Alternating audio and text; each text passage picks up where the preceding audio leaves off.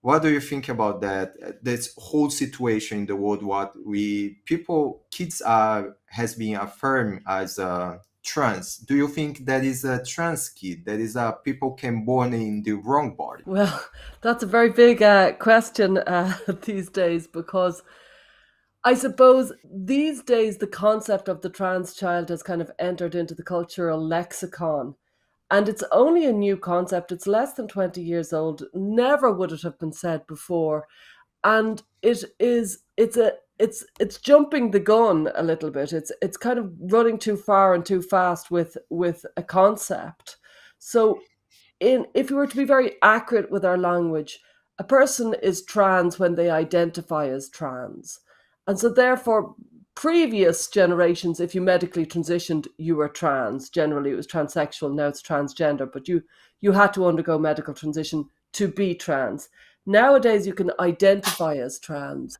However, it seems more appropriate and it gives more room for psychological exploration if you could describe a child as either gender distressed, gender exploring, gender questioning, maybe gender dysphoric. There's lots of different ways to describe a child's situation rather than immediately declaring them as trans, which is labeling and categorizing a person in quite a serious box that they mightn't be able to understand the entire depth of that label.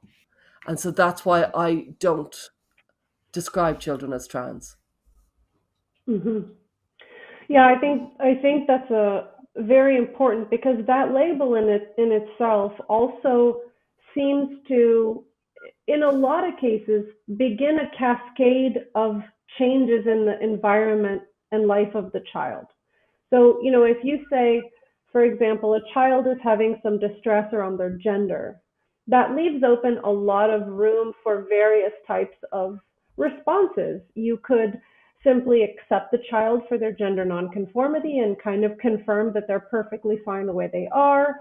You could focus more on the gender and talk about it all the time. I mean, there's a variety of things you could do. But once a child is labeled as trans, what tends to happen is that becomes a kind of self-reinforcing loop where if they're distressed about something, we might think, well, because this child is trans, they have then minority stress theory and they have to be affirmed, and their biological puberty that is coming is going to be traumatizing. So it sets a cascade of events into motion, which I think can reinforce the identity. So when something is premature, and we don't know quite where things are going to lead, I think our position is that it's much more helpful to apply the broadest label possible that leaves room for more options rather than a narrow label, which kind of sets the family and sets the child on a narrow path.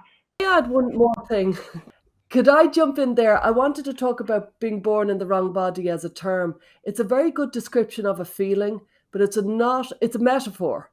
It's not a good description of an actual reality, because we were born in our bodies and as our bodies, and we don't have any other choice of any other bodies to be born in. And there is no way for a person to be born in the wrong body, because when I die, my body will die. When I was born, my body was born. There is no other reality. There is no other option. And so Great. that's Yeah. another phrase that has gained traction. And when you examine it, you realize, well, it might describe your feeling, but it doesn't describe the Hmm. reality of what's actually going on. Hmm.